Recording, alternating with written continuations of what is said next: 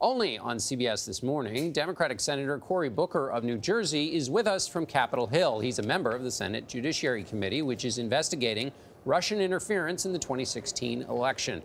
Senator, good morning. Let's start with this report about the president.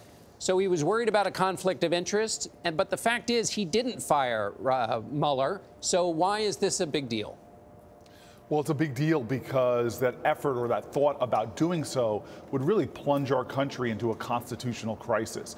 To fire the special prosecutor, especially after the fact pattern we're seeing about the firing of the FBI director, really presents a problem for our nation as a whole. To have an unaccountable president actively undermining an ongoing investigation into his administration and his campaign, where a number of close allies and associates have already faced indictment and have already faced serious levels of investigation. But go ahead, John. Well, he didn't do anything. You at one point had worked with Lindsey Graham to protect the special counsel. Are you going to renew your effort to put forward legislation that would do that?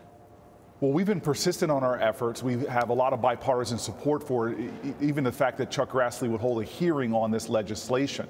The reality is we are in a position right now where should the president order the firing of the special prosecutor, we really have no check or balance on his power. This is something that is clearly needed right now, and frankly, it's something that I think would be needed in future generations, so that there would be an independent overview of the president's power to remove a special prosecutor. And you have to understand, right now, there is no check, there's no presidential accountability, and we believe that should lie with the judiciary. And so, we have a president who has shown his tendencies to do things in what I believe are an authoritarian and anti-democratic manner.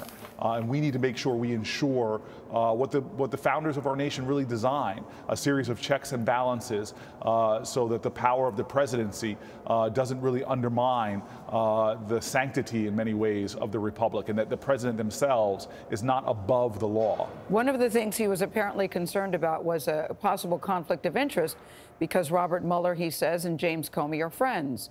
Does he have a point? No, I mean, what you have seen is, okay, we are hearing now that the president had intended to fire the special prosecutor. In addition to that, now we've seen a great pattern amongst Republicans, especially House Republicans as well as the White House, to try to undermine the integrity of someone that when they were announced, there was unanimity. In fact, there was a quieting that happened in Congress because of the respect of this person. But yet we've seen these persistent attacks to try to undermine the credibility, to try to undermine the work, and that to me is unacceptable. This is somebody who has shown not only their ability and their capacity to do this investigation in an independent way with consistent integrity, but to do so again also shakes people's faith in our institutions. And so we should let the special prosecutor do their job, and we should preserve their independence by putting in checks and balances like the legislation proposed by me and Lindsey Graham. Well, it seems the president's going to go along and talk to the special counsel, so maybe that threat has passed. Let me ask you a question about immigration, Senator. The president has put forward a bill increasing the number of Dreamers who would be able to stay in the United States. Why not take that?